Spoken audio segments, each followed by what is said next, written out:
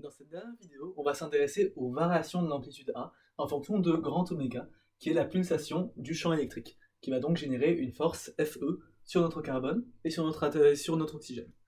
Donc, je rappelle que dans notre vidéo sur les oscillateurs forcés, on avait déjà tracé le graphe de l'amplitude. Ici, on est dans un cas un peu particulier, puisqu'il n'y a pas de force de frottement. Donc c'est un cas moins général. Et on va voir que dans ce cas, ça va être beaucoup plus facile de tracer le graphe. La dernière fois, on avait dû dériver ça, la dérivée était assez lourde à calculer, on s'en sortait quand même, mais c'était compliqué. Ici, ça va être beaucoup plus simple, parce qu'on voit quasiment directement comment l'amplitude va évoluer. En fait, on voit déjà qu'elle va commencer. On va prendre le champ électrique qui est négatif, comme ça on aura tout ça qui sera négatif, ça va être plus simple. Cette amplitude-là, on ne sait pas si elle est positive ou négative, mais on va décider de la prendre négative, comme ça on a tout ça, enfin on peut tracer tout ça positivement, c'est juste pour avoir un graphe qui est plus facile à décrire. Donc, on aura à ce moment-là, en 0, donc quand on a grand oméga qui vaut 0, on a notre amplitude qui est égale à moins Q E0 sur mu oméga 0. Voilà. Après, à mesure que grand oméga va augmenter, ce dénominateur va devenir de plus en plus petit. Et donc l'amplitude va devenir de plus en plus grande. C'est ce qui se passe comme ça. Donc ça fait quelque chose comme ça. Jusqu'à un certain moment, quand on a grand oméga qui est égal à oméga 0, le dénominateur fait 0. Et dans ce cas-là, on atteint une singularité. Voilà. Vous le savez, on n'a pas le droit de diviser par 0. Donc quand oméga est égal à grand oméga 0, il y a ça qui se passe. Puis finalement, quand on a grand oméga qui dépasse oméga 0, eh bien la vie reprend son cours. Et l'amplitude va cette fois-ci commencer à décroître puisque le dénominateur va devenir de plus en plus petit, de plus en plus grand, pardon. Et finalement, ça va nous donner quelque chose comme ça. Et ça va finalement tendre vers 0, comme ça, vers l'infini. Voilà ce qu'on trouve. Ok. Alors, déjà, il y a quelque chose qui pourrait vous surprendre, c'est, mais Neil, comment ça se fait qu'on réussisse à aller vers l'infini ici? L'infini, c'est une notation purement mathématique. Comment est-ce qu'en physique, on peut avoir une valeur qui est infinie? Eh bien, en fait, ça vient du fait que notre système était trop idéalisé. Normalement, je ne sais pas si vous vous rappelez justement de la vidéo vers laquelle je vous redirige depuis le début finalement, sur les oscillations forcées, mais on avait trouvé quelque chose qui paraissait un peu plus réaliste. On trouvait quelque chose comme ça. Voilà. Pour peu que la pulsation était supérieure à une certaine valeur, on réussissait à trouver un graphe comme ça. Et le fait qu'ici ça n'atteigne pas des valeurs infinies, c'est grâce au frottement. Quand les frottements sont non nuls, en fait ce dénominateur ne pourra jamais s'annuler, et dans ce cas, on n'aura pas de valeur infinie qui sera ici. Mais ici, comme on n'a pas de frottement, eh bien, on réussit à obtenir une valeur infinie. En fait, une absence de frottement n'est jamais possible dans la nature. C'est pour ça que ce système, même s'il paraît impossible, et en fait il l'est finalement. On a juste un peu trop idéalisé le problème. Voilà.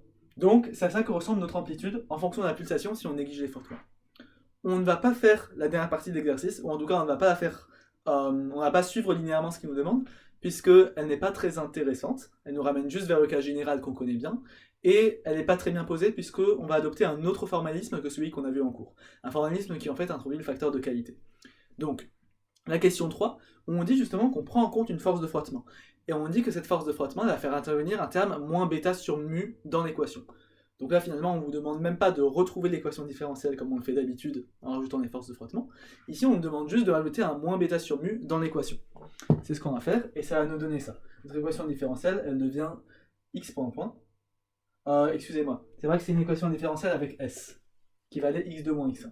Donc on avait s point point, plus bêta sur mu s point, plus k sur mu fois S était égal à moins QE0 sur mu fois cos de grand oméga t.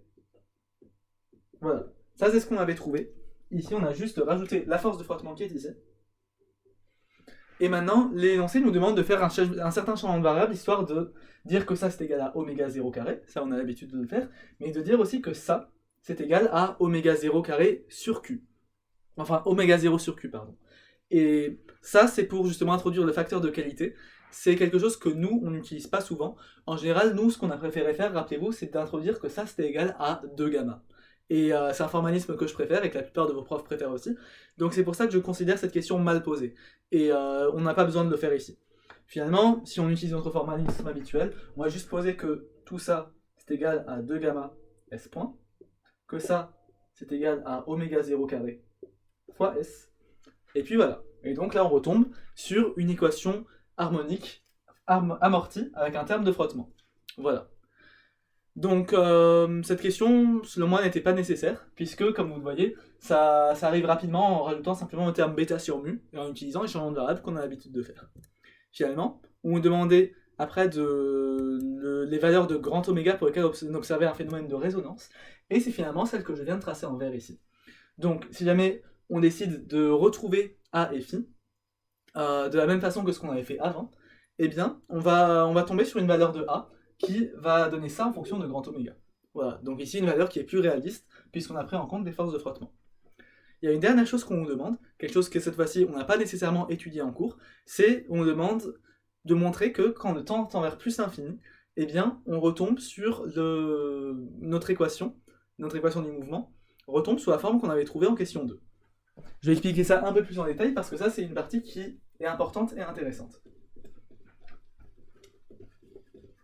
Donc, on a finalement, avec cette équation, l'équation que je viens d'effacer, c'était d'ailleurs pas un choix très judicieux de l'effacer maintenant, mais on a trouvé une solution.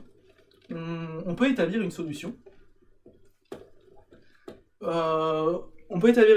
celle-là sera la somme de la solution générale de l'équation homogène plus une solution particulière, comme on a vu dans le cours. La solution particulière, c'est celle qu'on avait trouvée avant. On avait vu qu'elle valait A cos de grand oméga t plus un certain phi. Voilà. Et les valeurs de A et phi, on les avait déterminées avant. Ici, elles seront un petit peu différentes puisqu'on a pris il y a un terme de frottement qui s'ajoute. Donc les valeurs de A et phi, elles vont valoir celles qu'on avait trouvées quand on a traité le cas général sur les oscillateurs amortis. En plus de cette solution particulière, il faut rajouter les solutions générales de l'équation. Ces solutions générales, elles dépendent de la valeur des frottements. Je vous rappelle qu'on distinguait 3 cas, les frottements faibles, les frottements forts et les frottements critiques. Ici, en considérant des frottements faibles, on a vu que notre solution générale, elle pouvait s'écrire comme ça, de cette forme-là. A cos de oméga t plus phi. Tout ça exponentiel de moins gamma t. On avait trouvé ça comme solution générale pour notre équation dans le cas des frottements faibles. Puis attention, il y a une grande différence, c'est que entre ce terme-là et ce terme-là, c'est que ici A et phi sont déterminés, on peut les calculer, c'est d'ailleurs ce qu'on avait fait avant, alors que ici petit a et petit phi, c'est vraiment des constantes d'intégration qui dépendent des conditions initiales de notre problème. Voilà. Maintenant, qu'est-ce qui se passe quand on veut tendre le temps vers plus l'infini? Alors, cette équation-là, ça va nous donner, donc ça va être une solution sinusoïdale, elle va avoir cette tête-là. En fonction du temps, on va avoir une solution comme ça. Voilà, donc c'est un cosinus, on sait qu'un cosinus varie comme ça. Attention, le graphe que j'avais tracé tout à l'heure, c'était bien l'amplitude, et l'amplitude en fonction de gamma. Ici, on s'intéresse à tout ça en fonction du temps, c'est pas la même chose. Et cette solution, comment est-ce qu'elle va varier? Eh bien, c'est également un cosinus, mais il va être amorti par une exponentielle décroissante. Et dans ce cas-là, qu'est-ce que ça va nous donner? Ça va donner quelque chose comme ça. Ce qu'on appelle le régime pseudo-périodique. Voilà, on avait vu qu'en fonction du temps, les oscillations se faisaient de plus en plus faiblement à cause justement de cette exponentielle. Donc finalement, ce terme-là, qu'est-ce qui va se passer en plus l'infini? Eh bien, ce terme-là va tendre vers 0. Ça tend vers 0, lorsqu'on a t qui tend vers plus l'infini. Voilà, donc finalement, tout ça, vers quoi ça tend? Quand on a le temps qui tend vers plus l'infini, on va avoir seulement cette solution-là qui va rester. Toute cette partie-là ne va plus exister. Finalement, ça c'est ce qu'on appelle cette égalité comme ça, c'est ce qu'on appelle le régime transitoire. En fait, pendant un certain temps, notre solution, notre S, va être la superposition de ça et de ça. Au bout d'un certain moment, ce truc-là va devenir négligeable puisqu'il tend vers 0, et donc il ne va plus rester que cette solution-là, et donc notre S va ressembler à ça. Je dis juste que tout ça c'est égal à S, voilà. Et ça, une fois qu'on arrive à ce moment-là, donc quand le temps tend vers plus l'infini, on arrive vers ça, et ça c'est ce qu'on appelle le régime permanent. Voilà, ça c'était la partie intéressante de cet exercice qu'on n'avait pas vu en cours, c'est les notions de régime transitoire et de régime permanent.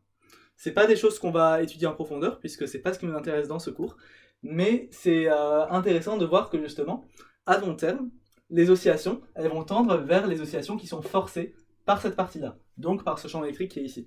Et que les oscillations qui sont dues au ressort vont devenir négligeables. Voilà, on a terminé pour ce CC.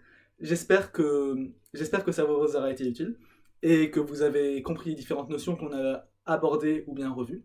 Et comme d'habitude, n'hésitez surtout pas à poser des questions si jamais vous en avez par rapport aux éléments de correction qu'on avait ici. Je vous souhaite bon courage pour vos révisions et bonne fin de vacances.